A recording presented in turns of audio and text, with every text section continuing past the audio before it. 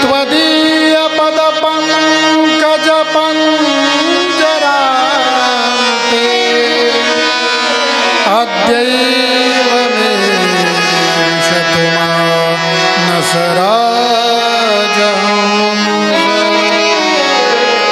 प्राणप्रयाण समये कफवातपीत्तैः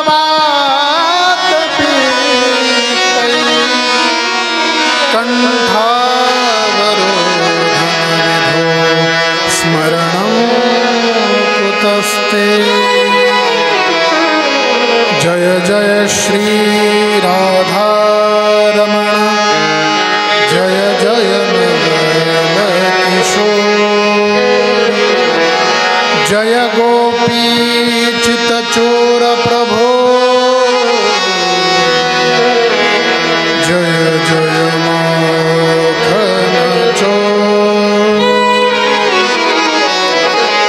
बोलिए गोपाल कृष्ण भगवान की जय।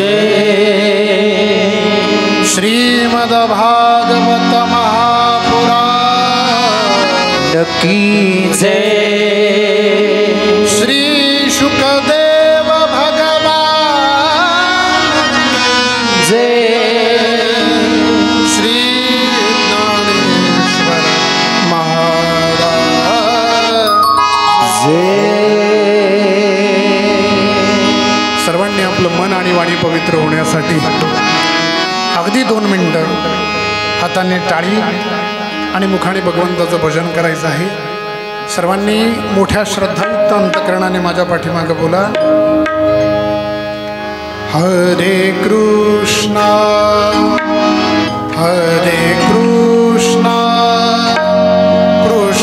कृष्णा हरे हरे हरे हरे कृष्णा कृष्ण कृष्ण हरे हरे हरे राम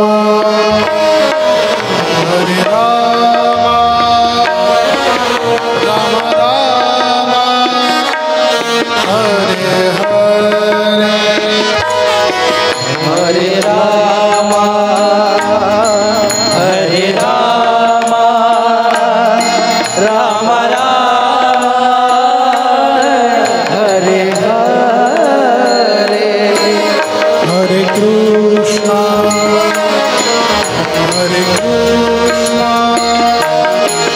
कृष्णा कृष्णा हरे हरे हरे कृष्णा हरि बोल हरे कृष्णा कृष्ण कृष्ण हरे हरे हरे राम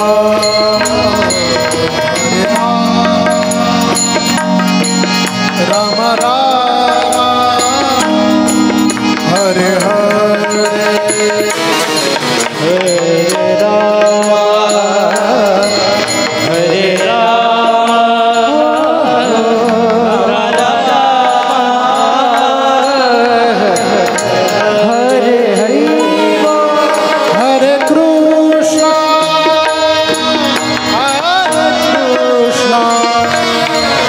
कृष्णा कृष्णा हरे हरे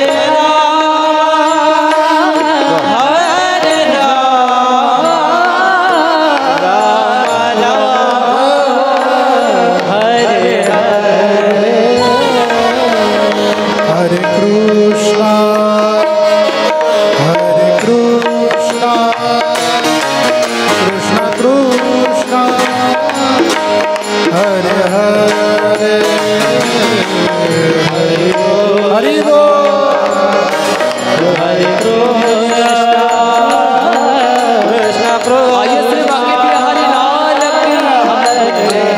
सर्वांनी टाळी वाजवा श्रीराधे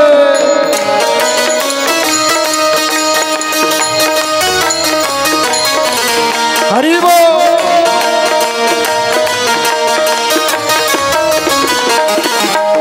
हम भोले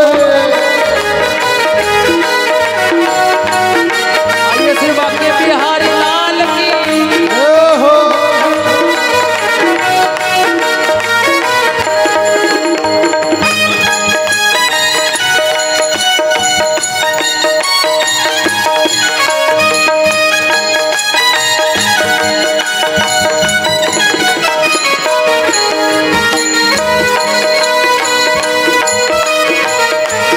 हरि बोल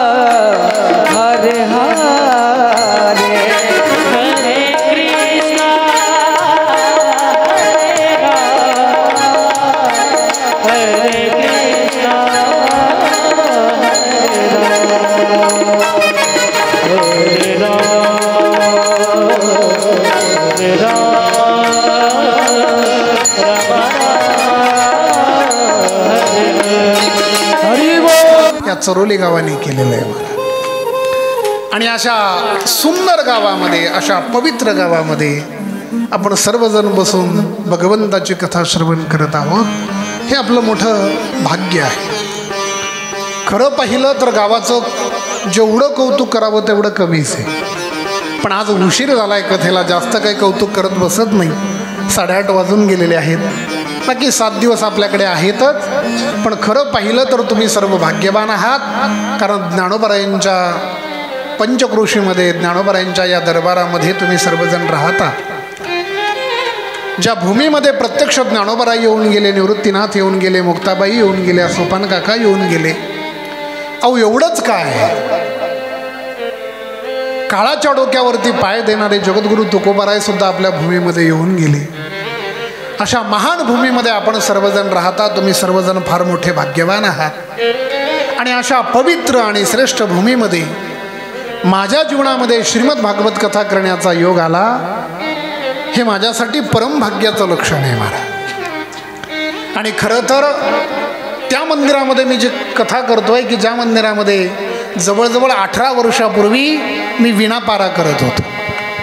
म्हणजे आदरणीय आमचे गुरुवर्य शंकर महाराज पांचाळ गुरुजी देवकर माऊली वारकरी शिक्षण संस्थेमध्ये शिक्षण घेत असताना पांचाळ गुरुजींच्या माध्यमातून चरोलीला नेहमी आमची मधुकरीच चरोलीची होती. महाराज चरोलीला मधुकरी मागावी. आणि ज्या वेळेस आपल्या मंदिरामध्ये सत्ता होता त्यावेळेस आळंदीतील अर्थात आमच्या संस्थेतील काही विद्यार्थी या ठिकाणी वीणापाऱ्या करण्यासाठी येत होते. 1-2 वर्ष मलाही या मंदिरामध्ये विण्याची सेवा करण्याचं सद्भाग्य लाभलं होतं. पण त्यावेळेस हा विचार केला नव्हता की 18-20 वर्षानंतर परत इथं कथा करण्याचा योग येईल. याच्यासाठी काहीतरी पूर्व पुण्य ठेवा ओढवला. अगोदर काहीतरी पांडुरंग परमात्म्याची सेवा घडली आणि मग त्याचंच फल म्हणून आज या ठिकाणी भागवत कथा मी करतोय, माझ्या जीवनामध्ये हा योग आलेला आहे. सर्वप्रथम आम्ही संस्थेमध्ये असताना तुम्ही सर्व मायबापांनी जे आमचं पोट भरण्याचं काम केलं, आध्यात्मिक तृप्ती तर आमचे गुरुजी आमची करतच होते महाराज, पण त्याच्याबरोबर सुधेची तृप्ती होणं सुद्धा गरजेची. जर पोटामध्ये अन्न नसेल तर भजन किती होईल हे माहीत नाही, पण खऱ्या अर्थाने आमचं पोट भरण्याचं काम सर्व या चरोलीकर ग्रामस्थ मंडळींनी केलं आणि त्याच ऋणातून उतराई होण्याचा योग भगवंताने माझ्या जीवनामध्ये दिला. त्याबद्दल सर्वप्रथम तुम्हा सर्व ग्रामस्थांच्या चरणी मी नतमस्तक होतो.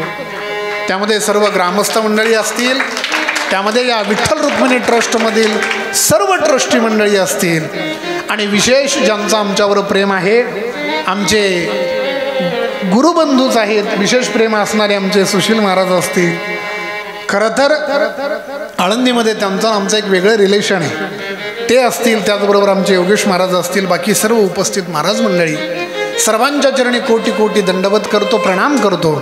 आणि वेळ भरपूर झालेला आहे, अगदी आपल्याकडे 1 तासाचा वेळ शिल्लक आहे. आता 1 तासामध्ये जशा पद्धतीने आपल्याला कथा जमेल तशा पद्धतीने आपण सर्वजण भगवंताची कथा श्रवण करू. पण त्या अगोदर सर्वजण मोठ्या प्रेमाने बोला राधे राधे. ज्या ज्या वेळेस मी तुम्हाला म्हणेल राधे राधे बोला, त्या त्यावेळेस सर्वांनी मोठ्या श्रद्धायुक्त अंतकरणाने राधे राधे म्हणायचं आहे. कारण की जय जय श्री राधे म्हणण्याच्या पाठीमागचा जो भाव आहे, तो भाव फक्त एवढाच आहे की राधे राधे म्हणत असताना दोन्हीही हात आपल्याला वरती करायचे.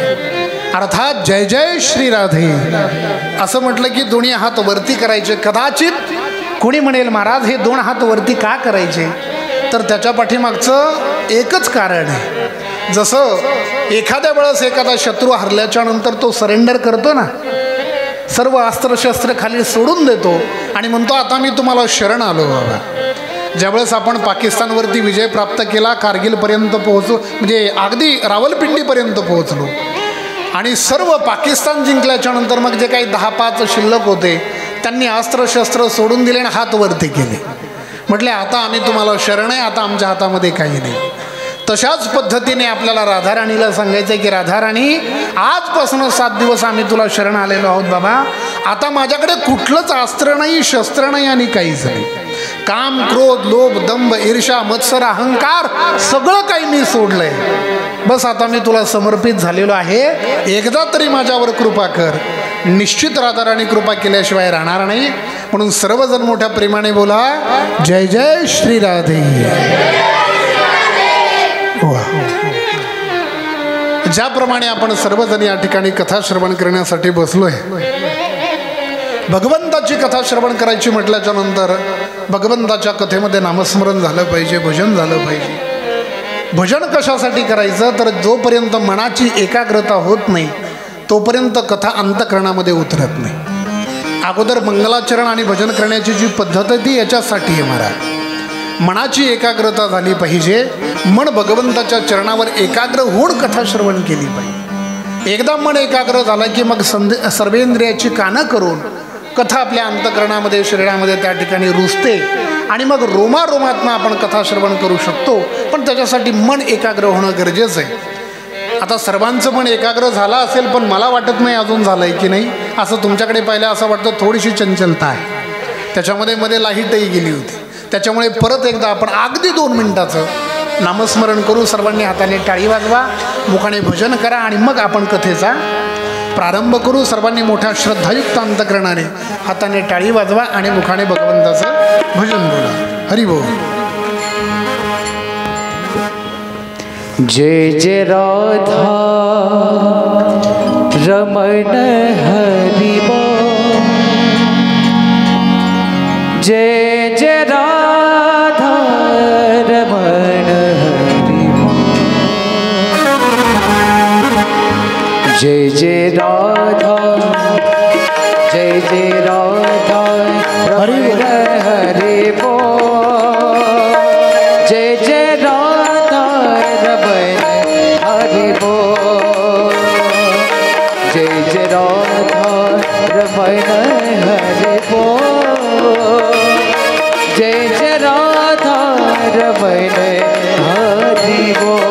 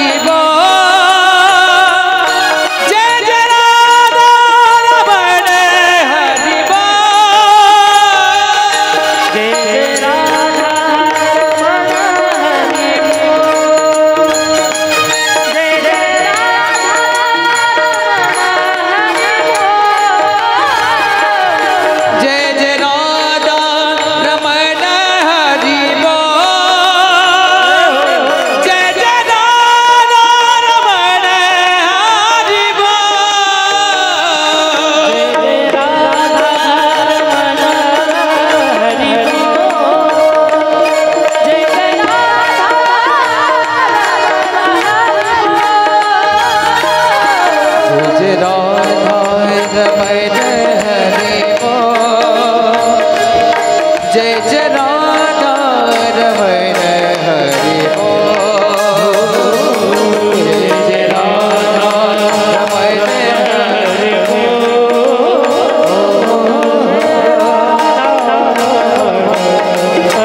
सर्वांनी टाळी वाजवा श्रीराधा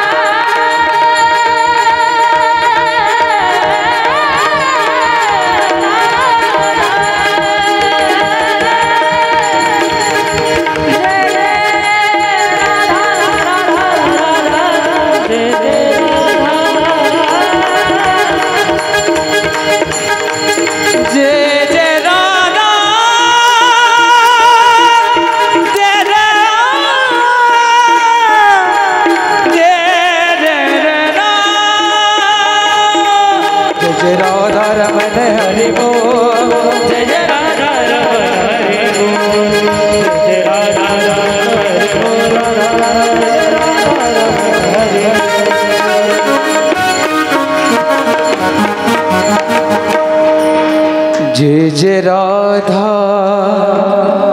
रमण हरि बोल जय जय राधा रमण हरि बोल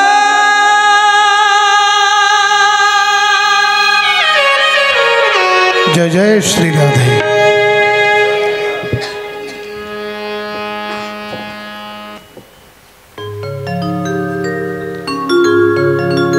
ज्याप्रमाणे आपण सर्वजण या ठिकाणी भगवंताची कथा श्रवण करण्यासाठी बसलेलो आहोत, अगदी अशाच पद्धतीने नैमिषारण्यामध्ये 88,000 संत मंडळी विराजमान आहेत. खरं पाहिलं तर आजचा जो दिवस आहे हा श्रीमद भागवताच्या महात्म्याचा दिवस आहे.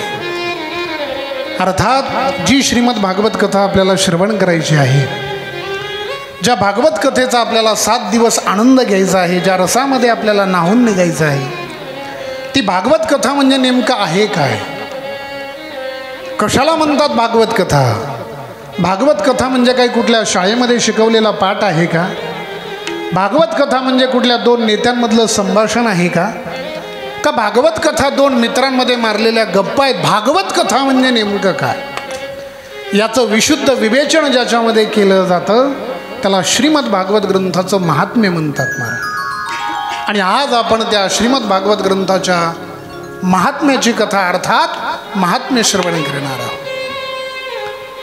खरं कथेला प्रारंभ हा आपण उद्यापासून करणार आहोत, कारण की एखाद्या गोष्टीची जोपर्यंत आपल्याला महती समजत नाही, जोपर्यंत एखाद्या गोष्टीची महती लक्षामध्ये येत नाही, वस्तूची महती लक्षात येत नाही, तोपर्यंत त्याबद्दलचा आदरभाव अंतःकरणामध्ये वाढत नाही.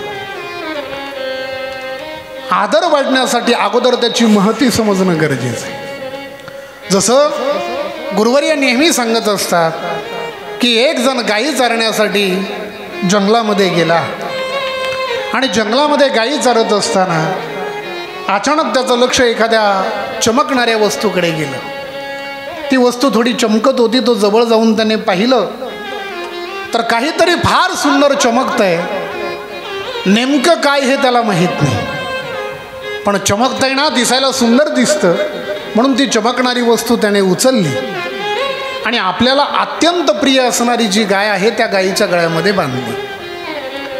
गायीच्या गळ्यामध्ये बांधल्याच्या नंतर 1-2 तास निघून गेले. 1-2 तासानंतर त्या ठिकाणावरून एक रत्नपारखी चालला होता. रत्नपारखी जो होता त्याने त्या गायीकडे पाहिलं. गायीच्या गळ्यामध्ये काहीतरी चमकतंय म्हटले. आता तो रत्नपारखीच होता महाराज. त्याने त्या चमकणाऱ्या वस्तूकडे थोडंसं बारीक लक्ष देऊन पाहिलं तर त्याच्या लक्षामध्ये आलं की हा हिरा आहे म्हटलं. विचार करतो हा हिरा आहे पण गायीच्या गळ्यामध्ये. याचा अर्थ असा की ज्याने गायीच्या गळ्यामध्ये बांधलाय त्याला त्याची किंमत माहीत नाही. आणि म्हणून मग तो गायीचा जो मालक आहे त्याच्याकडे गेला आणि म्हटला, का हो, त्या गायीच्या गळ्यामध्ये जे चमकतंय ते तुम्ही मला देता का? गायी चारणारा जो होता तो म्हटला, असंच देणार नाही. ठीक आहे म्हटलं, असं करा, मी तुम्हाला 500 रुपये देतो, तेवढी वस्तू तुम्ही मला द्या. गायी चारणाऱ्याने विचार केला, आपण पैशाची मागणी केली नाही तरी हा 500 देतोय, नक्कीच याची किंमत जास्त असली पाहिजे. तो म्हटला 500 रुपयाला देणार नाही. मग तो म्हटला ठीक आहे, 5000 दिले तर द्याल का? त्याने विचार केला की एका सेकंदामध्ये जर 10पट किंमत वाढते तर मग काहीतरी विशेष असलं पाहिजे. म्हटले 5000 रुपयाला सुद्धा भेटणार नाही. ठीक आहे म्हटले, 5 लाख रुपये देतो, आता तर द्याल? आता तर कन्फर्म झालं महाराज की जर अगदी 10 सेकंदामध्ये 500 पासून 5 लाखापर्यंत टप्पा गेला म्हणजे याची किंमत त्याच्यापेक्षा जास्त असली पाहिजे. नाही म्हटला, जे काही असेल ते मी तुम्हाला देणार नाही, किंमतही करू नका आणि देण्याची इच्छा सुद्धा नाही. जो रत्नपारखी होता त्याला त्याच्या बुद्धीची कीव आली, बिचारा त्या ठिकाणावरनं निघून गेला. पण आता हा विचार करतो की गायीच्या गळ्यामध्ये जे चमकतं ते नेमकं आहे काय. धावत गेला, गायीच्या गळ्यामध्ये जे चमकणारी वस्तू होती ती वस्तू काढून घेतली महाराज. आपल्याजवळ जो काही टॉवेल होता त्या टॉवेलमध्ये गुंडाळली आणि गुंडाळल्याच्या नंतर त्या ठिकाणी ती वस्तू घेऊन तो बाजारामध्ये गेला. बाजारामध्ये गेल्याच्या नंतर त्याचा एक मित्र होता, तो भाजीपाल्याचा व्यापार करत होता. भाजीपाला विकणारा जो मित्र होता त्याच्याकडे गेला आणि म्हटला, अरे बाबा, ही चमकणारी वस्तू जर मी तुला दिली तर तू काय देशील? तो म्हटला, जास्त काही नाही, पण 2 कोथिंबिरीच्या जुड्या देईल. त्याने विचार केला, हे आपल्यापेक्षा आउट ऑफ सर्व्हिस दिसतंय. म्हटले, याला काही आपल्याला जे कळतं तेवढं याला कळत नाही, त्याच्यामुळे याच्या नादी लागण्यामध्ये अर्थ नाही. मग ही चमकणारी जी वस्तू आहे, खरं याचं मोल कोण करू शकतं? समोर पाहिलं तर एक सोनाराचं दुकान होतं. तो धावत सोनाराच्या दुकानामध्ये गेला आणि तिथं गेल्याच्या नंतर आवाज दिला, अहो, माझ्याकडे एक चमकणारी वस्तू आहे, एवढी तुम्ही घेता का? आता जे सोनार होते त्याने ती चमकणारी वस्तू पाहिली. आता महाराज ते रत्नपारखीच असतात, नजर त्यांची तयारच असते. लक्षामध्ये आलं की हा हिरा आहे. लगेच त्याला आतमध्ये बोलवलं. अहो म्हटलं, तुम्ही बाहेर का, आत या ना. आत बोलवलं, त्याला पाणी पिण्यासाठी दिलं, कॉफी दिली. अहो म्हटलं, हे आणलं कुठून आणलं विचारू नका, हे काय तेवढं मला सांगा. जो सोनार आहे त्याने सांगितलं, म्हटले हा कोहिनूर हिरा आहे. म्हटले कोहिनूर हिरा? मला कोहिनूर गिहिनूर काही कळत नाही, पण याची किंमत सांगता येईल का? म्हटले 5 कोटी रुपये. किती? 5 कोटी रुपये म्हटल्याच्या नंतर महाराज याचे डोळे चांदीचे झाले. विचार करतो की 5 कोटीची वस्तू आपल्या जवळ आहे आणि आपण गायीच्या गळ्यामध्ये बांधली आहे. आपल्यासारखं वेडं कोणी नाही. 5 कोटी रुपये किंमत समजल्याच्या नंतर आता जो हिरा आहे, जे रत्न त्याच्या हातामध्ये आहे, ते रत्न, तो हिरा, तो गायीच्या गळ्यामध्ये बांधेल का? आता महाराज तो हिरा घेऊन तो एका बाजारामध्ये गेला. तिथं मोठी पेटी घेतली, त्याच्यामध्ये एक छोटी पेटी, त्याच्यामध्ये एक छोटी पेटी, त्याच्यामध्ये छोटी पेटी, त्याच्यामध्ये मखमली कापड आणि त्याच्यामध्ये तो हिरा ठेवून दिला. अगोदरही तो हिराच होता, आताही तो हिराच आहे, काही बदल नाही महाराज. पण अगोदर तो गायीच्या गळ्यामध्ये होता ना आता पेटीमध्ये बंद आहे का? कारण अगोदर त्या हिऱ्याची किंमत माहीत नव्हती. किंमत माहीत नसल्यामुळे तो गाईच्या गळ्यामध्ये होता. आता किंमत समजली ना, आता गाईच्या गळ्यामध्ये नाही. सांगायचा भाव फक्त एवढाच आहे, जोपर्यंत एखाद्या गोष्टीची किंमत तुम्हाला समजत नाही, त्याची महती तुम्हाला समजत नाही, तोपर्यंत खऱ्या अर्थाने आदरभाव अंतःकरणामध्ये जागृत होत नाही, तयार होत नाही. आज जर आपल्याला श्रीमद भागवताबद्दल अंतःकरणामध्ये आदरभाव वाढावा वाटत असेल तर अगोदर त्या श्रीमद भागवत ग्रंथाचं महात्म्य ऐकणं गरजेचं. अगोदर काय होतं भागवत कथेने हे कळणं गरजेचं आहे. का म्हणून भागवत कथा ऐकावी हे कळणं गरजेचं आहे. कुणी भागवत कथा ऐकावी हे कळणं गरजेचं आहे. कुणी सांगावी हे कळणं गरजेचं आहे. आणि सांगत असताना, ऐकत असताना, त्या आनंदामध्ये अगदी डुबून जात असताना कशा पद्धतीने गेलं पाहिजे हेही कळणं तितकंच गरजेचं आहे. आणि या सगळ्या गोष्टी कळाव्यात वाटत असेल तर अगोदर या श्रीमद भागवत ग्रंथाचं महात्म्य पाहिलं पाहिजे. म्हणून अगदी संक्षिप्त स्वरूपामध्ये आपण सर्वजण या श्रीमद भागवत ग्रंथाचं जे महात्म्य आहे ते श्रवण करू. पण त्या अगोदर आचार्य भगवंताच्या मंगलमय स्वरूपाचं ध्यान करत आहेत. अर्थात सच्चिदानंद रूपाय विश्वोत्पत्त्यादि हेतवे तापत्रय विनाशाय श्रीकृष्णाय वयं नमः. हे श्रीमद भागवत ग्रंथाचं जे महात्म्य आहे हे श्रीमद भागवत ग्रंथामध्ये आलेलं नाही महाराज. कारण की मी कथा करतोय, मी जर म्हटलं मीच चांगली कथा करतो तर त्याला किंमत राहणार नाही. माझी महती गाणारं कुणीतरी वेगळं असलं पाहिजे. माझी महती गाणारं कुणीतरी पाहिजे ना, आणि ते माझ्यापेक्षा वेगळं पाहिजे. अर्थात श्रीमद भागवत ग्रंथाचं महात्म्य हे पद्मपुराणामध्ये गायलेलं आहे, भागवत पुराणामध्ये नाही. आणि मग पद्मपुराणामध्ये गात असताना सर्वात प्रथम भगवंताच्या मंगलमय स्वरूपाचं ध्यान करतायत. भगवंताचं मंगलमय स्वरूप कसं आहे तर म्हटले सच्चिदानंद रूप आहे. म्हटले भगवान परमात्मा सत्स्वरूप आहेत, भगवान परमात्मा चित स्वरूप आहेत, भगवान परमात्मा आनंद स्वरूप आहे, सच्चिदानंद रूप आहे. म्हटले महाराज भगवान परमात्मा सच्चिदानंद रूपाय आहेत आम्हाला समजलं, पण भगवंताचं कार्य काय, करतात काय, तर पुढे सांगतात विश्वोत्पत्त्यादि हेतवे.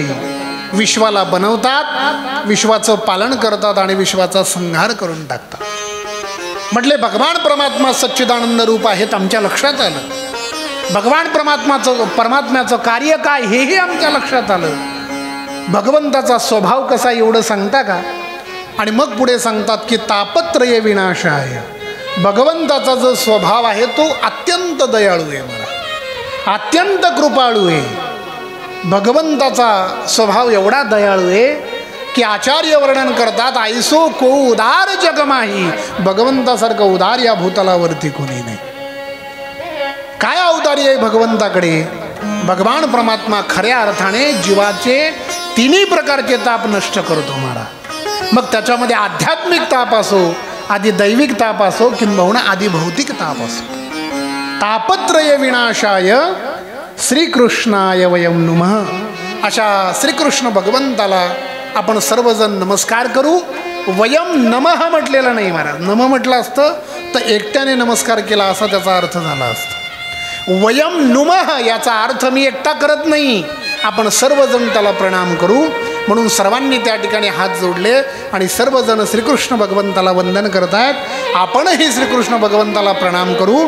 सर्वजण मोठ्या प्रेमाने बोला राधे राधे. त्या ठिकाणी श्रीकृष्ण भगवंताची वंदना केलेली आहे. खरं पाहिलं तर या प्रथम श्लोकामध्ये त्रिपुटी आहे महाराज. त्रिपुटी म्हणजे काय, जसं सच्चिदानंद रूपाय याच्यामध्ये 3 गुण आहेत. एक सत आहे, चित आहे आणि आनंद आहे. त्याच्यानंतर भगवंताचं कार्य सांगत असताना सुद्धा 3 गुण आहेत. काय, विश्वोत्पत्त्यादि हेतवे, अर्थात विश्वाला बनवणं, पालन करणं आणि संहार करणं. आणि परत तिसऱ्या वेळेस वेगळी त्रिपुटी आहे. भगवंताचा स्वभाव सांगत असताना तापत्रय विनाशाय, म्हणजे त्या ठिकाणी 3 प्रकारच्या तापाचा नाश आहे. वास्तविक पाहिलं तर प्रत्येक चरणाच्या उत्तरार्धामध्ये पूर्वार्धामध्ये त्रिपुटी आहे आणि हे सगळं मिळून एक वेगळ्या प्रकारची त्रिपुटी आहे. सच्चिदानंद रूपाय विश्वोत्पत्त्यादि हेतवे आणि तापत्रय विनाशाय ही त्रिपुटी. अर्थात सर्व संत महापुरुष त्या ठिकाणी भगवंताच्या मंगलमय स्वरूपाचं ध्यान करतात. आपणही भगवंताच्या मंगलमय स्वरूपाचं ध्यान केलेलं आहे. आणि जसं आपण या ठिकाणी कथा श्रवण करण्यासाठी बसलात बिलकुल अशाच पद्धतीने नैमिषारण्यामध्ये 88,000 संत मंडळी विराजमान आहे. त्याच्यामध्ये काही संत असे आहेत की ज्यांचं वय 1,00,000 वर्षाचं आहे. त्यामध्ये काही संत असे आहेत की ज्यांचं वय 10,00,000 वर्षाचं आहे. काही संत असे आहेत की ज्यांचं वय म्हणजे त्यांच्या आयुष्यामध्ये कितीतरी इंद्र बदलून गेले महाराज. कितीतरी संतांच्या जीवनामध्ये म्हणजे खरं पाहिलं आत्ता आपण पाहिलं तर 100 वर्षाचं आयुष्य आहे, पण संतांच्या वयाचा जर आपण विचार केला, कुंभामध्ये आपण पाहतो ना, एक संत किती वय असतं महाराज त्यांचं, तसं 88,000 संत मंडळी जे विराजमान आहेत त्याच्यामध्ये कुणी 1,00,000 वर्ष, कुणी 10,00,000 वर्ष, कुणी महाराज एवढं मोठं वय की त्यांच्या आयुष्यामध्ये कितीतरी इंद्र बदलले, कितीतरी चंद्र बदलले, ब्रह्मा बदलले, कितीतरी युग बदलून गेले. असे 88,000 संत मंडळी विराजमान आहेत. कुठे? नैमिषारण्यामध्ये. नैमिषारण्य म्हणजे नेमकं काय? एखाद्याच्या मनामध्ये प्रश्न पडू शकतो की नैमिषारण्य कशाला म्हणतात? फार अत्यंत घनदाट जंगल आहे, मग त्याला अरण्य म्हणावं का? त्याला नैमिषारण्य म्हणावं का? नाही महाराज. नैमिषारण्य या शब्दाचा अर्थ आचार्य असं सांगतात की ज्या ठिकाणी गेल्याच्या नंतर एका क्षणामध्ये, एका निमिषामध्ये माणसाचं मनश्चक्र शांत होतं, त्याला नैमिषारण्य म्हणतात. आणि अशा नैमिषारण्यामध्ये 88,000 संत मंडळी विराजमान आहे.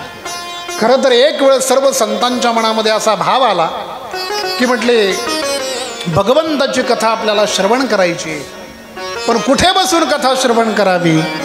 म्हणून सर्वजण ब्रह्माजीकडे गेले. आणि ब्रह्माजीकडे गेल्याच्या नंतर ब्रह्माजीला म्हटले, महाराज कथा करण्यासाठी पवित्र सुंदर एखादं ठिकाण सांगा.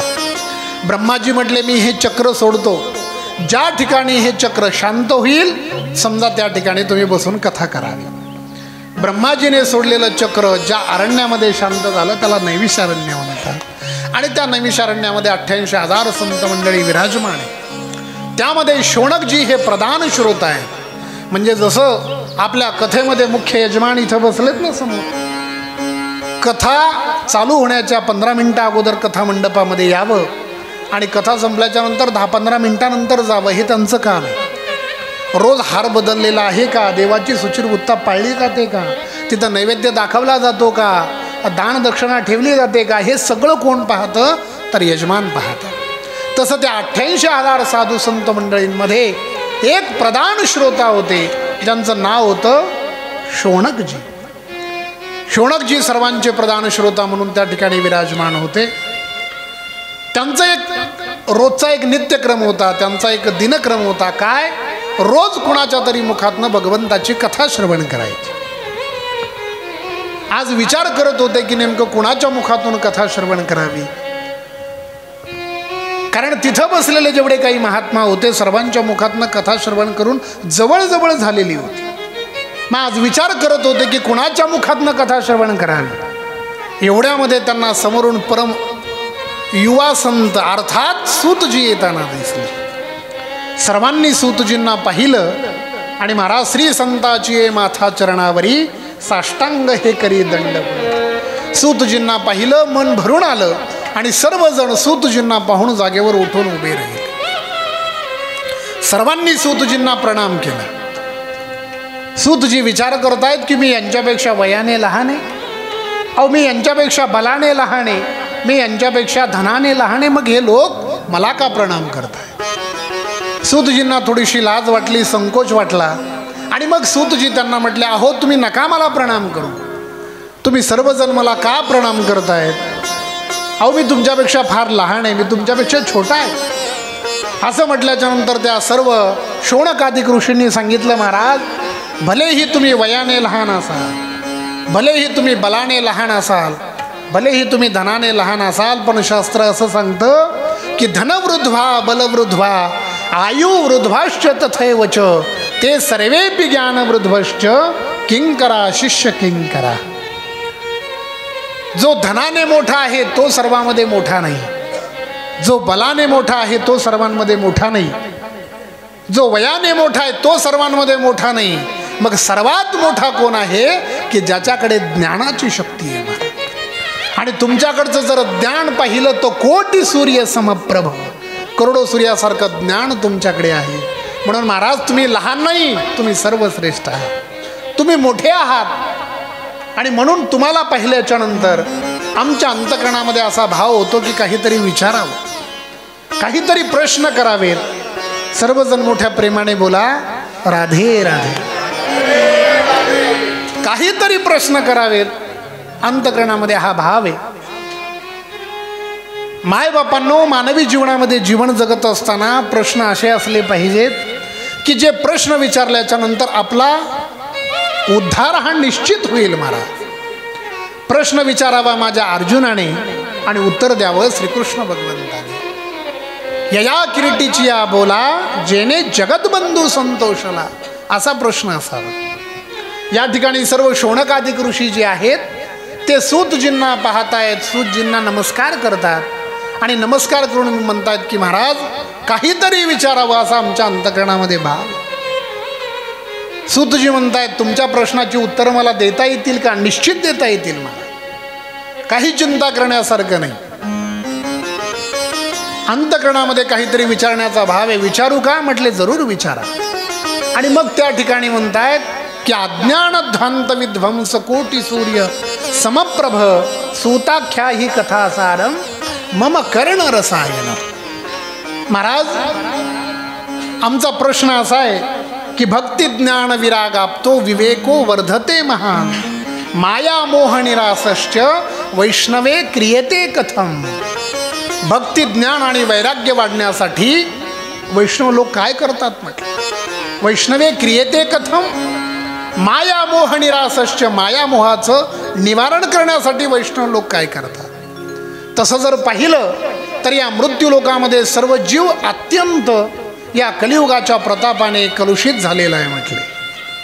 प्रत्येकाची आसुरी प्रवृत्ती झाली. प्रत्येकजण प्रत्येक ठिकाणी स्वार्थ शोधत असतो. महाराज या आसुरी प्रवृत्तीचे जे जीव आहेत यांचं कल्याण कशाने होईल, कृपा करून तुम्ही आम्हाला सांगा.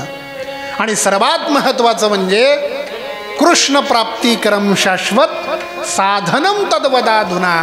असं एखादं साधन सांगा की ज्या साधनाने या कलियुगातील सर्व कलुषित जीवांना लवकरात लवकर श्रीकृष्णाची प्राप्ती होईल.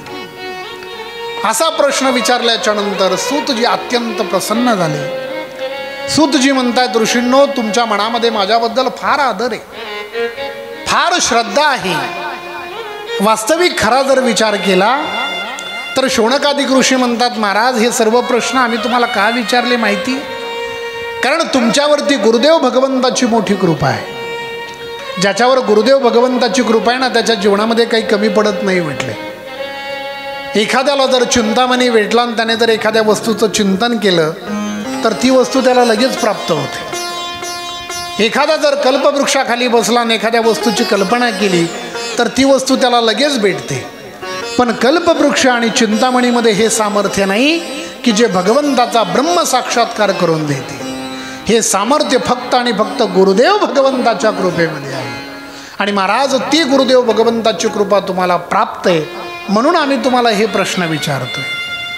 कृपा करून तुम्ही सांगा भक्ती ज्ञान आणि वैराग्य वाढण्यासाठी काय केलं पाहिजे, जीवनामध्ये मायामोहाचं निवारण करण्यासाठी काय केलं पाहिजे. हे जे कलियुगात दूषित झालेले जे जीव आहेत यांना भगवंताची प्राप्ती कशाने होईल, कृपा करून आम्हाला या प्रश्नाची उत्तरं द्या. असं म्हटल्याच्या नंतर सूतजी म्हणतात ऋषींनो, तुमच्या अंतःकरणामध्ये जर माझ्याबद्दल एवढं प्रेम असेल, एवढी श्रद्धा असेल तर ऐका, तुमच्या सर्व प्रश्नाची मी उत्तरं देतो. सर्वजण मोठ्या प्रेमाने बोला जय जय श्री राधे. म्हटले वास्तविक जर आपण पाहिलं तर मानवी जीवन काय म्हटले, मानवी जीवनाचा जर आपण विचार केला तर मानवी जीवनाची व्याख्या अगदी एका श्लोकामध्ये करायची म्हटलं तर कालव्याल मुखग्रास त्राश निर्नाश हेतवे. आपण सर्वजण कालरूपी व्यालाच्या म्हणजे कालरूपी सर्पाच्या मुखात बसलोय महाराज. सर्वजण आपण त्या सर्पाच्या मुखामध्ये. आणि आपलं जीवन सुरक्षित कुठपर्यंत आहे की जोपर्यंत तो आपलं मुख बंद करत नाही तोपर्यंत. एकदा का त्या कालरूपी व्यालाने आपलं मुख बंद केलं की मग गोविंदाय नमो नमः, मग तिथून पुढं आपलं काही चालणार नाही. खरं पाहिलं तर आपण कायमच कालाच्या मुखामध्ये बसलोय. मग कायम जो जीव कालाच्या मुखामध्ये बसलाय त्याने मग काय केलं पाहिजे तर त्या कालाच्या मुखातनं मुक्ती होण्यासाठी अर्थात कालाची भीती जाण्यासाठी अखंड भगवंताचं चिंतन केलं पाहिजे. पण आपण भगवंताचं चिंतन करत नाही आणि संसाराची चिंता केल्याशिवाय राहत नाही. संसाराची चिंता एवढी मोठी आहे महाराज, माणसाच्या जीवनाचं जर पाहिलं तर जगद्गुरु तुकोबाराय सांगतात, क्षणभंगूर जाय न कळता ग्रास गिळी सत्ता नाही हती. अरे मुखात टाकलेला घास पोटात जाईल की नाही याची गॅरंटी नाही, एका क्षणाचा भरोसा नाही.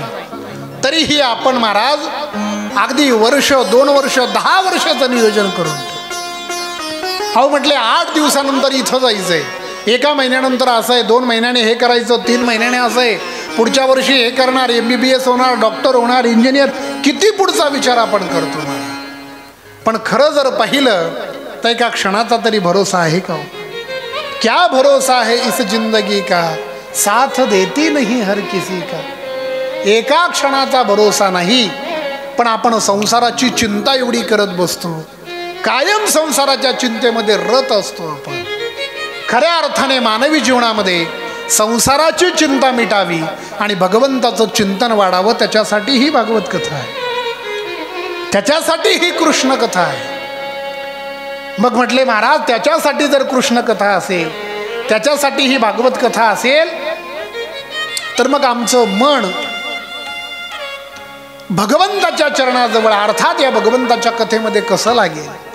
म्हटले मन भगवंताच्या कथेमध्ये लावायचं असेल तर अगोदर भगवंताविषयी तुम्हाला काहीतरी ऐकावं लागेल. जोपर्यंत तुम्ही ऐकणार नाही तोपर्यंत भाव अंतकरणामध्ये तयार होणार नाही. म्हणून तर 9वीला भक्ती सांगत असताना सर्वात प्रथम काय सांगितलं, श्रवणम कीर्तनम विष्णू स्मरणम पादसेवनम. अगोदर ऐकलं पाहिजे. जर एखादा म्हटला की नाही ऐकायची गरज नाही, तशी श्रद्धा वाढेल नाही. मला जोपर्यंत एखाद्याबद्दल तुम्ही ऐकत नाही तोपर्यंत तुमच्या अंतकरणामध्ये भाव तयार होत नाही, तोपर्यंत अंतकरणामध्ये ज्या काही तुमच्या हृदयातल्या ज्या काही उर्मी आहेत त्या जागृत होत नाही आणि तुमचं मन हे भगवंताच्या चरणाकडे लागत नाही. ऋषींनो तुम्ही जो प्रश्न विचारलेला आहे की कृष्ण प्राप्ती क्रम शाश्वत साधनम तदवदाधुना, असं एखादं शाश्वत साधन सांगा की ज्या साधनाद्वारे भगवंताची प्राप्ती होईल. म्हटले असं या कलियुगामध्ये एकच शाश्वत साधन आहे, ते साधन म्हणजे श्रीमद भागवतान मुक्ती. कुठलं साधन आहे? फक्त एकच साधन, ते म्हणजे श्रीमद भागवत कथा. म्हटले श्रीमद भागवताशिवाय भगवंताची प्राप्ती होणार नाही. भागवत कथाच भगवंताची प्राप्ती करून देऊ शकते. श्रीमद भागवतम शास्त्रम कलौ कीरेण भाषितम. म्हटले महाराज भागवत कथेने भगवंताची प्राप्ती होईल का? निश्चित होईल. म्हटले ही भागवत कथा जी आहे हिला तुम्ही सामान्य समजू नका. जी भागवत कथा मी तुम्हाला म्हणतोय ना, भागवत कथेने भगवंताची प्राप्ती होईल. ऋषींनो जी कथा मी तुम्हाला सांगणार आहे, किंबहुना ज्या कथेने भगवंताची प्राप्ती होते, ती कथा साधी नाही, ही कथा देव दुर्लभ आहे. म्हटले महाराज देव दुर्लभ भागवत कथा. म्हटले हो. अहो देव दुर्लभ कशी जरा सांगता का? म्हटले हो. ज्यावेळेस शुकाचार्य परीक्षिती महाराजांना श्रीमद भागवत कथा सांगत होते, स्वर्गामध्ये देवतांना समजलं की म्हटले भागवत कथा सांगतायत. सर्व स्वर्गातले देवी देवता जे आहेत ते त्या ठिकाणी स्वर्गाचा अमृत कलश घेऊन शुकाचार्यांकडे गेले. आणि शुकाचार्यांकडे गेल्याच्या नंतर म्हटले महाराज असं करा, हे स्वर्गाचं अमृत तुम्ही परीक्षिती महाराजांना द्या, जेणेकरून त्यांच्या अंतकरणामध्ये मृत्यूची जी भीती आहे ती भीती निघून जाईल. आणि यांना जे तुम्ही श्रीमद भागवत कथा सांगताय ते कथामृत तुम्ही आम्हाला द्या, जेणेकरून आम्हाला पुनरपी जननम पुनरपी मरणम पुनरपी जननी जठरे शयनम हे चक्र संपून जाईल. म्हटले परत जन्माला यावं लागेल. शुकाचार्य म्हणतायत की अरे देवतांनो, तुम्ही जर त्या ठिकाणी श्रोता बनून आले असता तर निश्चित मी तुम्हाला कथा दिली असती. पण तुम्ही या ठिकाणी श्रोता बनून नाही, तुम्ही या ठिकाणी ठग बनून आलेला आहात. अरे तुम्ही या ठिकाणी व्यापार करण्यासाठी आला आणि व्यापारही काय करताय? तुम्ही जे घेऊन आलेला आहात तो काचेचा तुकडा आहे आणि माझ्याकडे जी कथा आहे ती दिव्य मणी आहे. म्हटले एखाद्या सोनाराकडे जर एखादा काचेचा तुकडा घेऊन गेला आणि तो जर म्हटला हा काचेचा तुकडा घ्या आणि मला दिव्य मणी द्या, तो देईल का हो? नाही ना देणार महाराज. तशाच पद्धतीने तुम्ही जे काही आणलेलं आहे, अरे बाबा हा काचेचा तुकडा आहे म्हटले. क्व सुधा क्व कथा लोके क्व काचः क्व मणिर्महान ब्रह्मरातो विचार्यैवं तदा देवांजहास. अरे तुम्ही या ठिकाणी व्यापार करण्यासाठी आलात, काचेचा तुकडा घेऊन आलात आणि मला म्हणता की दिव्य कथा द्या. चला चालते व्हा म्हटले या ठिकाणावरून, कथा वगैरे तुम्हाला काही भेटणार नाही. अहो म्हटले का भेटणार नाही? अरे तुम्ही ठग बनून आला. जर तुम्ही अत्यंत सुंदर पद्धतीने कथा श्रवण करण्यासाठी आले असता तर मी तुम्हाला दिली असती. पण एखादा जर ठग बनून आला तर त्याला भागवत कथा भेटत नाही. अभक्तास्तांश विज्ञाय न ददौस कथामृतम श्रीमद्भागवतम श्रीमद्भागवती वार्ता सुराणामपि दुर्लभा.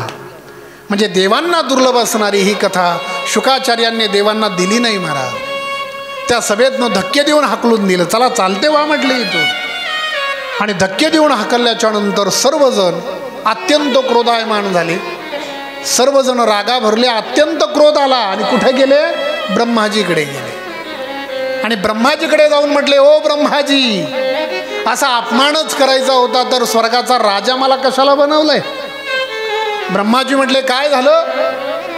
अहो काय झालं म्हणून काय विचारताय? शुकाचार्य परीक्षिती महाराजांना भागवत कथा सांगतायत आणि ती भागवत कथा आम्हाला दिली नाही, आम्हाला अभक्त समजलो, त्या ठिकाणावरून धक्के देऊन हाकलून लावलं. असं काय विशेष त्या भागवतामध्ये? काय कथेमध्ये विशेष आहे? ब्रह्माजी म्हटले त्या कथेबद्दल सध्या मी बोलू शकत नाही. अगोदर 7 दिवस परीक्षिती महाराजांना ऐकू द्या. ऐकल्याच्या नंतर परिणाम काय होतो हे आपण पाहू आणि मग पुढे ठरवू काय बोलायचं. 7 दिवसापर्यंत त्या ठिकाणी परीक्षिती महाराजांनी सुंदर भगवंताची कथा ऐकली. 7 दिवसामध्ये त्यांची मुक्ती झाली. त्यांना घेऊन जाण्यासाठी प्रत्यक्ष भगवंताचं विमान आलं. भगवंत आले आणि विमानामध्ये बसल्याच्या नंतर जसं परीक्षिती महाराज निघाल्याबरोबर ब्रह्माजीने सर्वांना सांगितलं, अरे वेड्यांनो, तुम्ही भागवताला सामान्य समजता की काय? अरे श्रीमद भागवत म्हणजे सामान्य नाही, ग्रंथ नव्हे हा श्रीकृष्ण.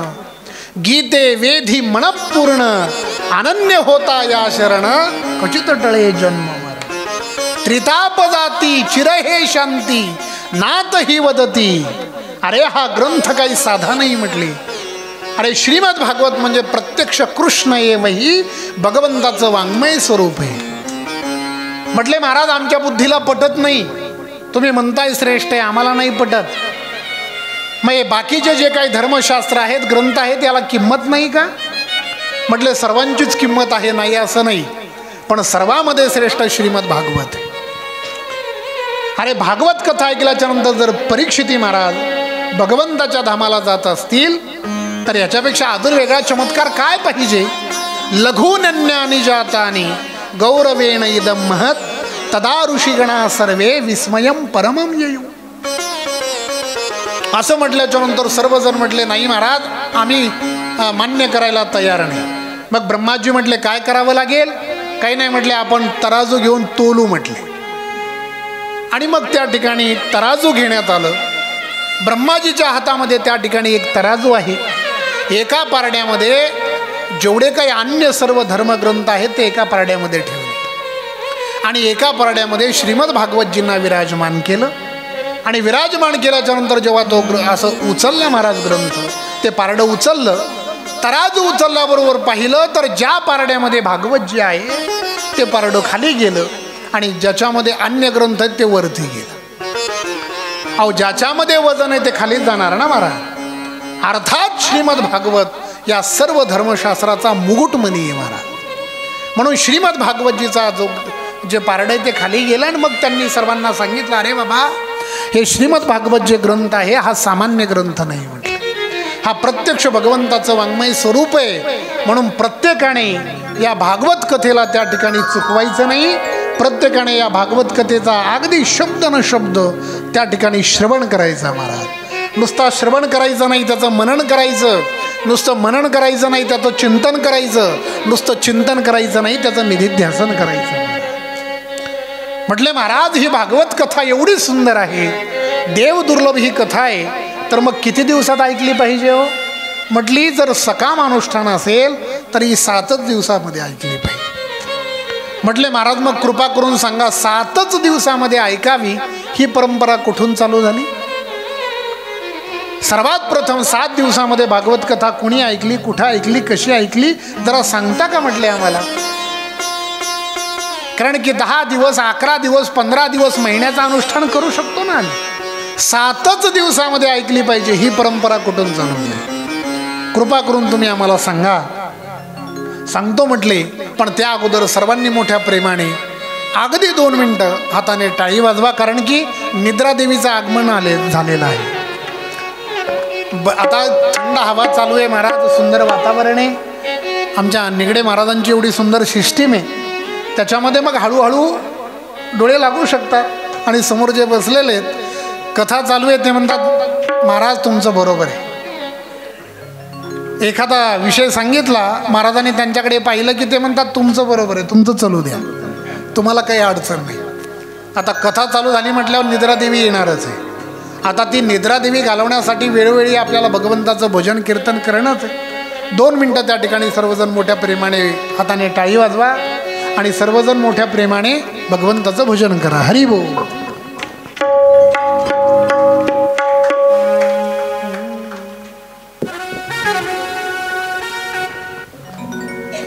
श्री राधे गोविंदा मन भजले हरि का प्यारा नाम रे. श्री राधे गोविंदा मन भजले हरि का प्यारा नाम रे. राधे गोविंदा भजले हरि का प्यारा नाम रे.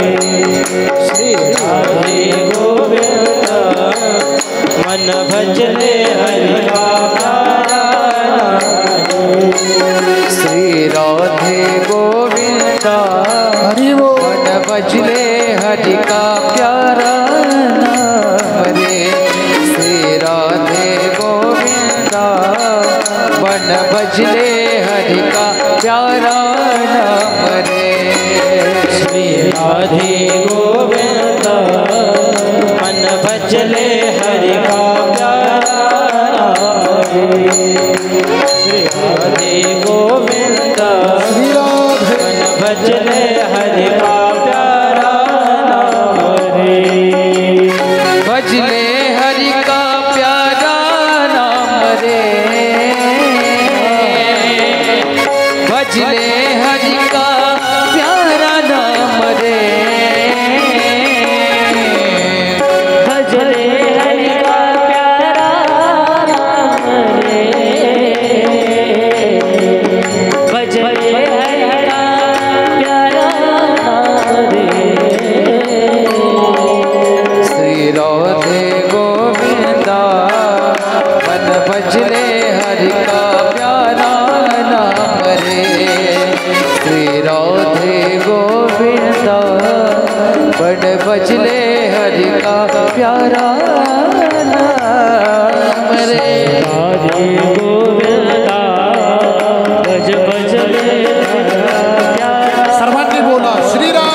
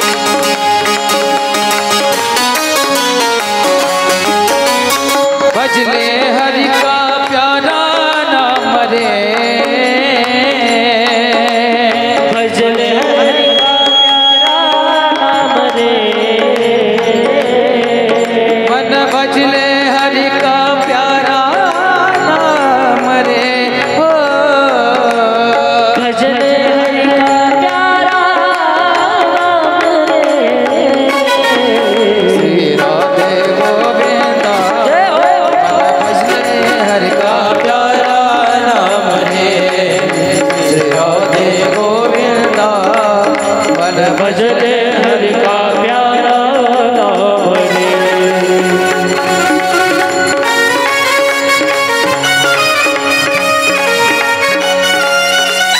हरि बोल।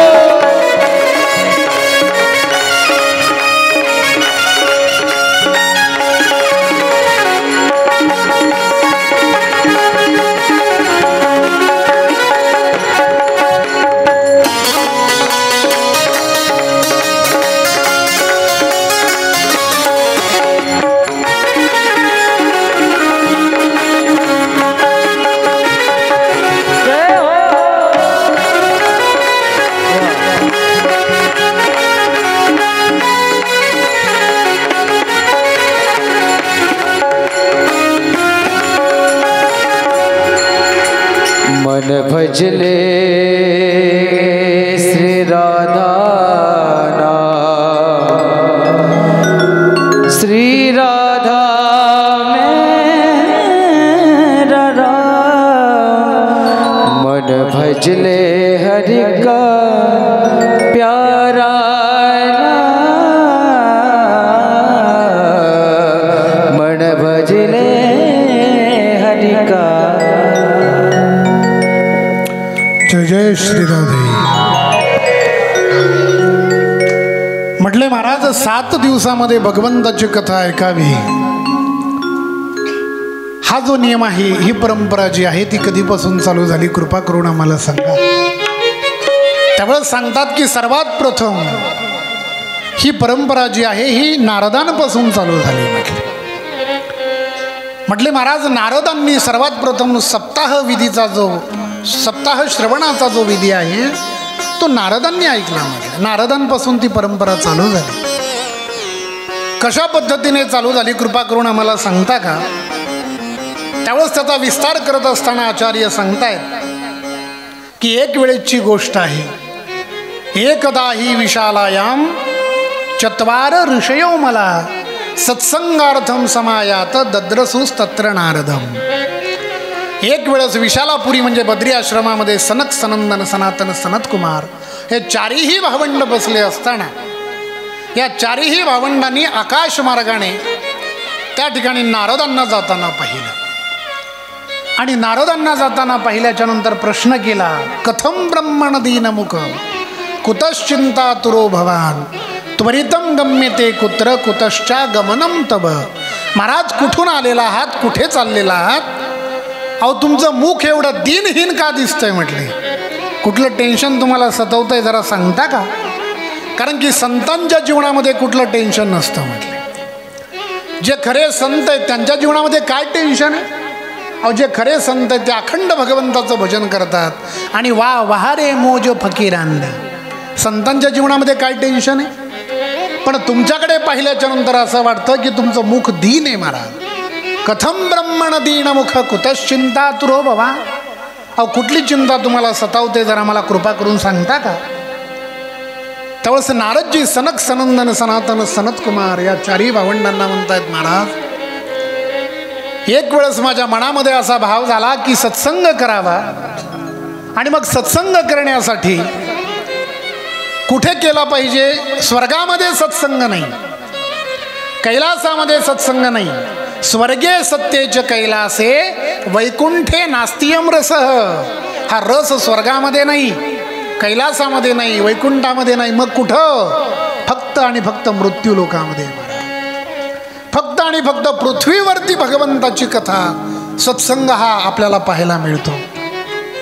म्हणून मी काय केलं तर पृथ्वीला सर्वश्रेष्ठ समजून अहम तु पृथ्वीं यातो ज्ञात्वा सर्वोत्तमामिति पुष्करम च प्रयागम च काशीम गोदावरीम तथा। या पृथ्वीला सर्वश्रेष्ठ समजून मी पृथ्वीवरती आलो। कशासाठी? सत्संग करण्याच्या इच्छेने। पण या पृथ्वीवरती आल्याच्या नंतर ज्याच्यासाठी मी आलो ते दिसायलाच तयार नाही महाराज। म्हणजे मनामध्ये भाव होता सत्संग करावा, पण या पृथ्वीवरती एवढं पाप वाढलेलं आहे की सत्संग कोणी करायलाच तयार नाही महाराज। जी मनोकामना जी इच्छा घेऊन मी या ठिकाणी आलो ती इच्छा पूर्ण होईल असं मला वाटे ना महाराज। मी प्रत्येक तीर्थक्षेत्रावरती गेलो, हरिक्षेत्रम कुरुक्षेत्रम सेतुबंध रामेश्वरम हरिक्षेत्रामध्ये गेलो, कुरुक्षेत्रामध्ये गेलो, सेतुबंध रामेश्वरममध्ये गेलो, पण प्रत्येक ठिकाणी सगळे पापपरायण लोक मला दिसले. जसं ही एवढी मोठी बिल्डिंग म्हटले कुणाची आहे, लोकांनी सांगावं म्हटले हे त्यागी महाराजांची. महाराज त्यागी आहेत आणि बिल्डिंग 10 मजली आहे महाराज. अहो म्हटले हा सर्व गोंधळ ऐकायला येतो कुठून?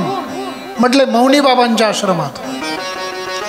बाबा मौनी आहेत आणि सगळा गोंधळच आहे. अहो म्हटले हे 10-5 मुलं खेळतात हे कुणाचे आहेत? म्हटले ब्रह्मचारी महाराजांचे. या कलियुगामध्ये एवढं विकृत लोकांचं आचरण झालंय महाराज, काय तुम्हाला सांगणार. प्रत्येक ठिकाणी मी गेलो, कुठेही मला समाधान भेटलं नाही. मला वाटलं साधू संतांचं तीर्थक्षेत्राचं सोडून द्या, आपण गृहस्थी जीवनामध्ये गेलं पाहिजे, तिथं आनंद असेल. पण जेव्हा मी गृहस्थांच्या घरी गेलो, तिथं गेल्याच्या नंतर तो फारच विचित्र प्रकार पाहायला भेटला महाराज. तरुणी प्रभुता गे हे शालको बुद्धिदायक कन्या विक्रयिनो लोभात दंपत्ती नामच कल्कनम. घरामध्ये स्थिती अशी आहे, घरामध्ये जर चांगलं काही करायचं असेल तर आईवडिलांना कोणी विचारत नाही. तरुणी प्रभुता गे हे, आणि बायकोला विचारल्याशिवाय राहत नाहीत महाराज. एखादं चांगलं काम करायचं असेल तर आईवडिलांना विचारावं ना. नाही म्हटले, आमच्या मॅडम सांगतील ती पूर्व दिशा. आईला काय कळतं आणि वडिलांना काय कळतं. तरुणी प्रभुता गे, तिचं प्रभुत्व. बरं अजून एखादी गोष्ट करायची असं काही हरकत नाही, चांगली बायको असेल तर ऐकलं पाहिजे. पण घरामध्ये दुसरं जर एखादं काही चांगलं कार्य करायचं, भावाला विचारावं. दुसरे कोण ज्येष्ठ श्रेष्ठ त्यांना विचारावं. नाही म्हटले, माझ्या भावाला विचारणार नाही. शालको बुद्धिदायक, बायकोच्या भावाला विचारल्याशिवाय राहणार, स्वतःच्या भावाला विचारणार नाही. एखादं चांगलं काम करायचं, दादा तू सांग करू का नको. नाही तिकडं फोन करणार, हॅलो साले साहेब, अहो 10 गुंठे घ्यायची आहे, काय करू. महाराज शालको बुद्धिदायक. बरं एवढं झाल्याच्या नंतर घरामध्ये आनंद पाहिजे ना, समाधान काहीतरी पाहिजे. नाही महाराज, कन्या विक्रयिनो लोभात दंपत्ती नामच कल्कनम. आणि एवढं होऊन सुद्धा घरामध्ये समाधान नाही, सारखे भांडणं चालू आहेत. हे सगळं जेव्हा मी या कलियुगामध्ये पाहिलं तेव्हाच मनामध्ये अत्यंत उद्विग्नता आली की काय करावं.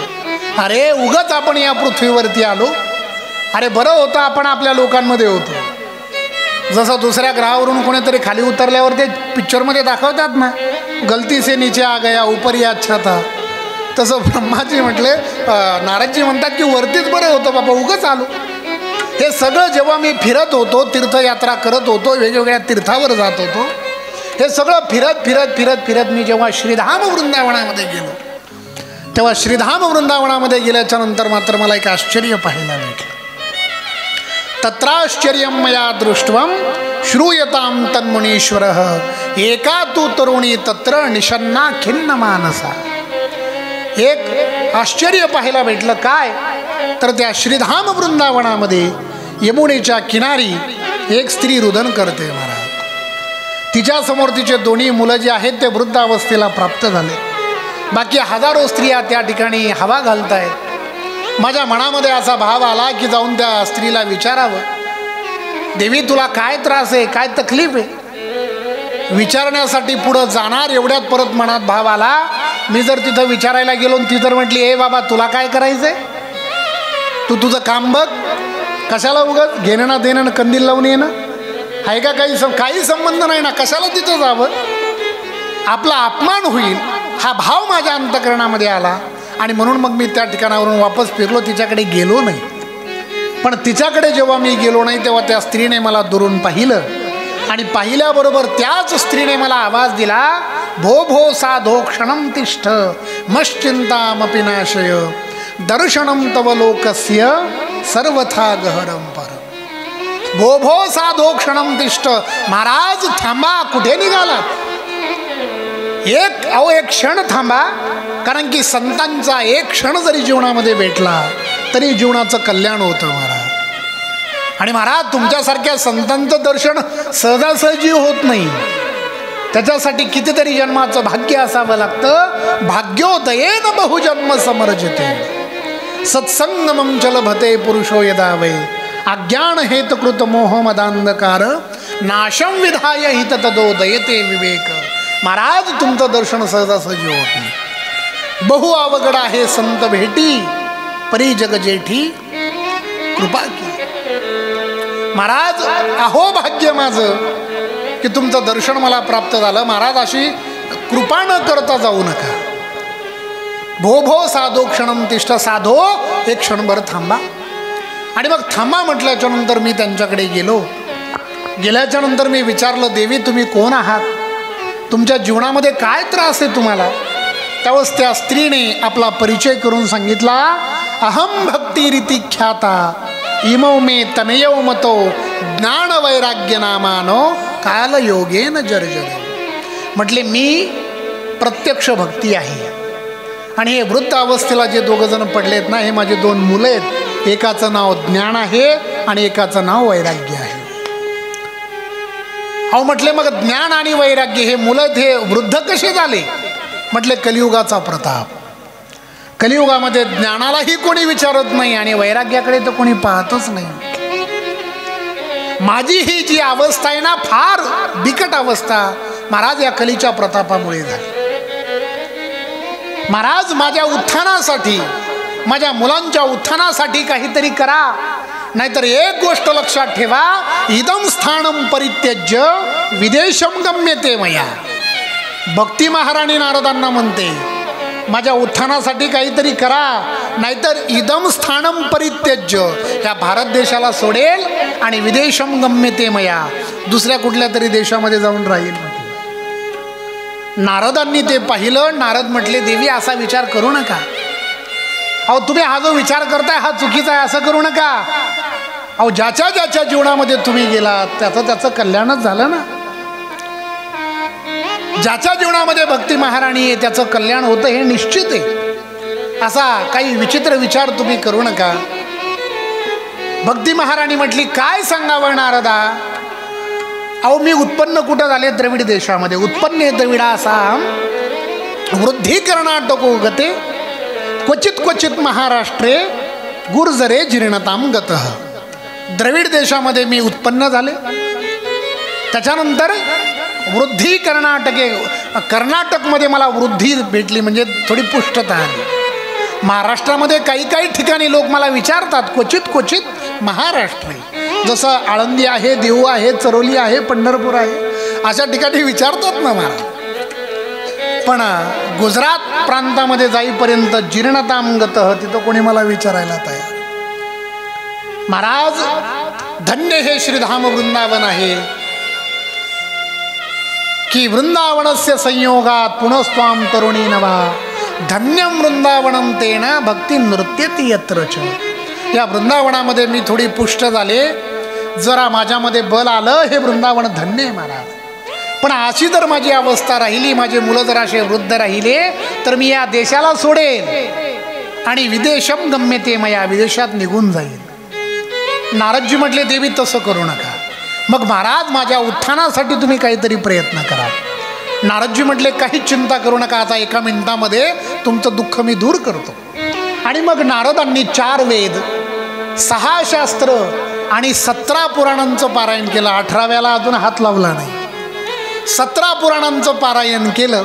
एवढंच नाही तर गीता पाठैर मुहुर्मुहु, गीतेचं पठण चालू केलं.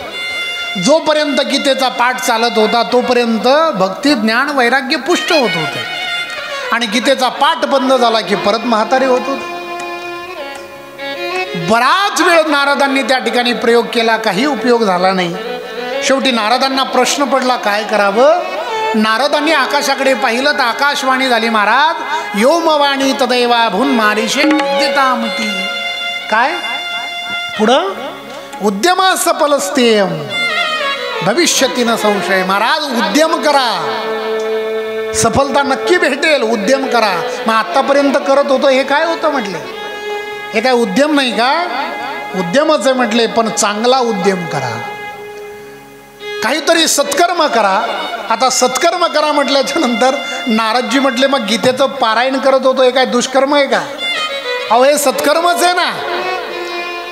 म्हटले आता याच्यापेक्षा वेगळं काय सत्कर्म आहे तुम्ही कृपा करून मला सांगा. आकाशवाणी म्हटली मी सांगू शकत नाही, कुणीतरी साधू तुम्हाला सांगतील. एखादे साधू तुमच्या जीवनामध्ये येतील आणि मग ते तुम्हाला सांगतील सत्कर्म काय करायचं. महाराज तेव्हापासून मी साधूच्या शोधामध्ये आहे. आतापर्यंत 1000 साधूंना भेटलो. एखाद्या साधूकडे जाऊन जर मी विचारलं की सत्कर्म सांगा तर ते साधू म्हणतात नारदा तुम्हाला ना आम्ही काय सांगावं, तुम्ही सर्वात मोठे साधू आहे, तुम्हीच आम्हाला सांगायला पाहिजे. काही जण आपली इज्जत वाचवण्यासाठी म्हणतात नाही 4 महिने मौन धरलंय, आम्ही बोलत नाही म्हटले. मुखी नेता मुखी भूतास ततान नेतू कियंतस्तु पलायन. काही जणांनी मला पाहिलं कियंतस्तु पलायन पळून गेले म्हटले. एखाद्या वेळेस जेव्हा चांगले कीर्तनकार कथाकार येतात ना, चांगले कीर्तनकार आले की लोक म्हणतात नाही नाही त्यांच्या पुढं नको बसायला.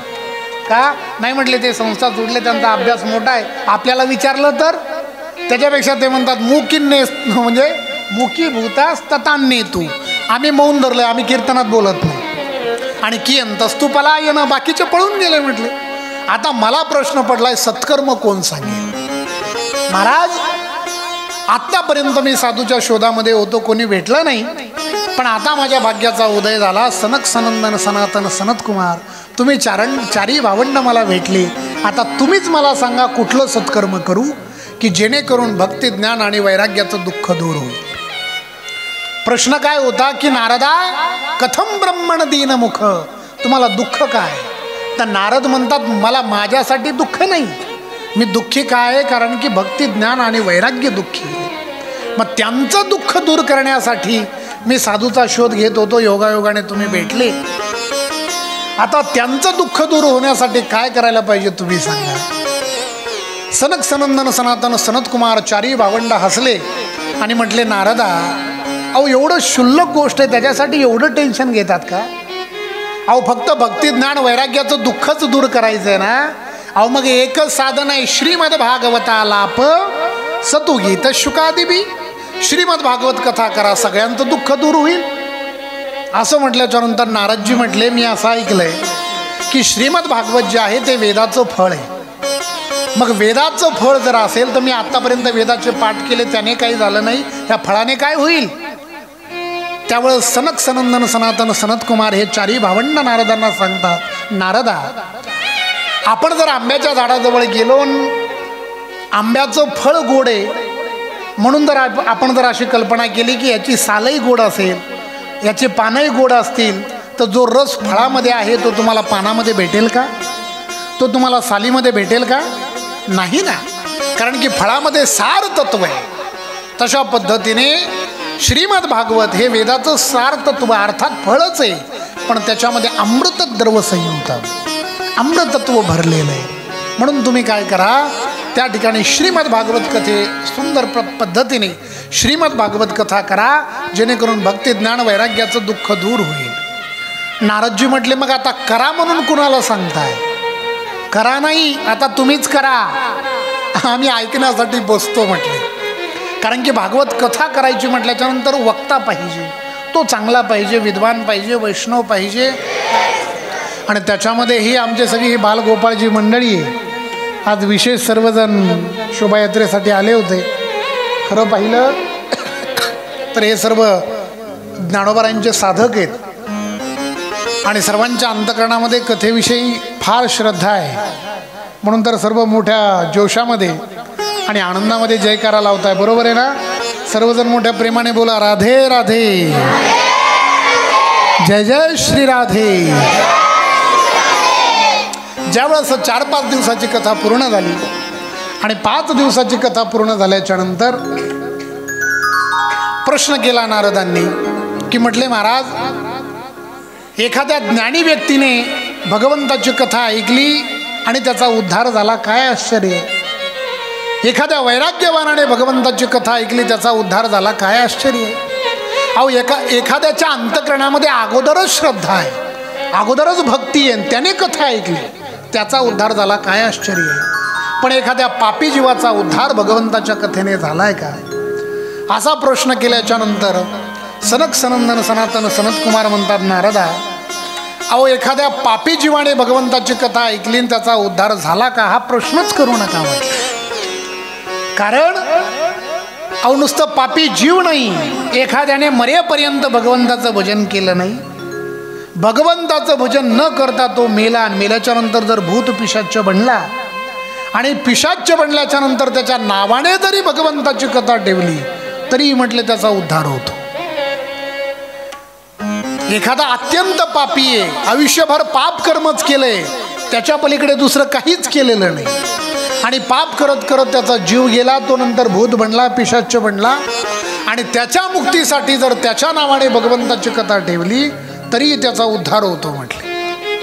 असं म्हटल्याच्या नंतर नारदांना थोडासा प्रश्न अजूनच मोठा पडला.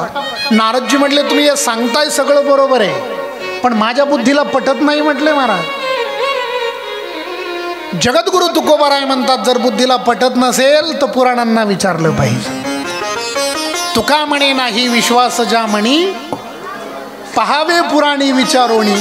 म्हटले पुराणांना विचारलं पाहिजे, अगदी बरोबर आहे.